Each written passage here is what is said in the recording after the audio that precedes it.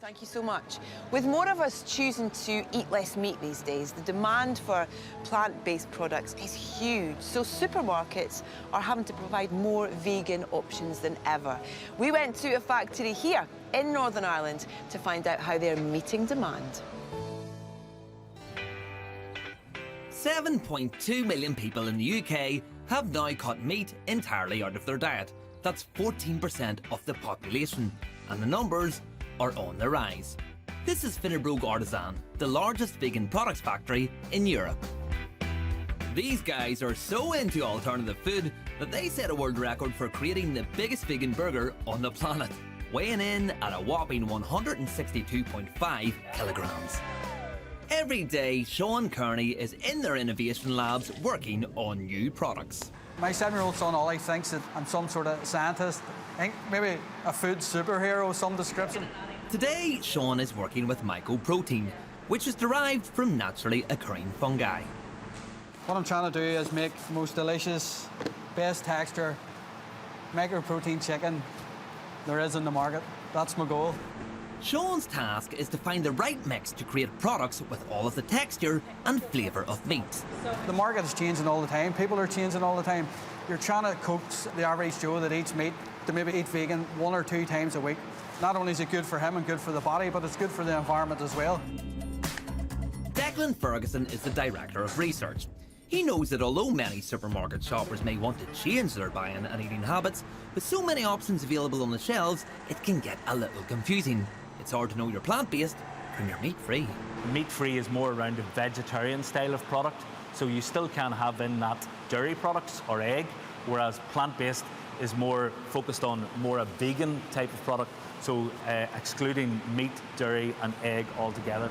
Declan knows firsthand that it can be tricky converting a household to new foods.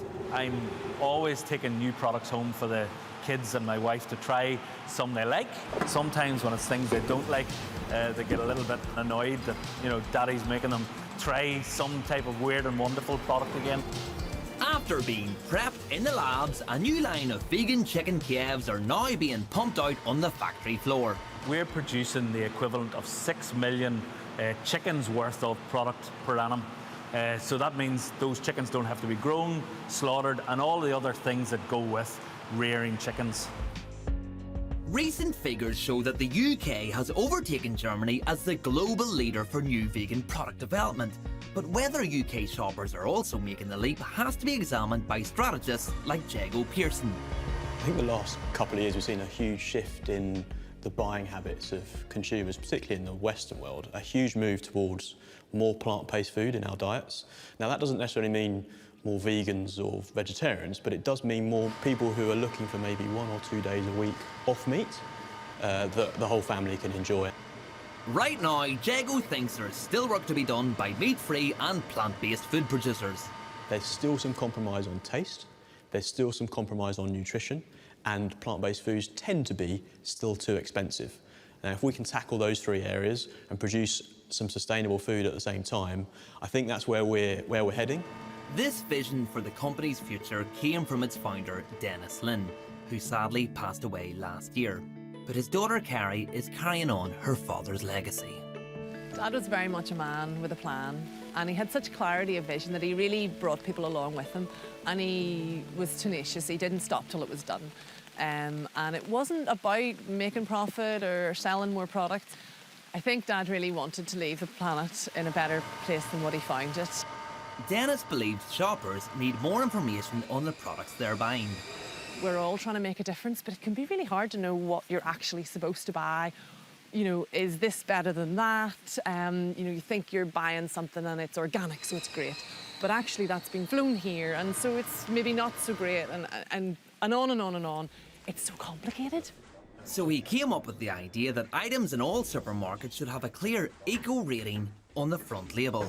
It will take a bunch of different measures along environmental grounds, so carbon, biodiversity, water, and it'll pull them all together in a way that's scientifically robust, independent, and using primary data.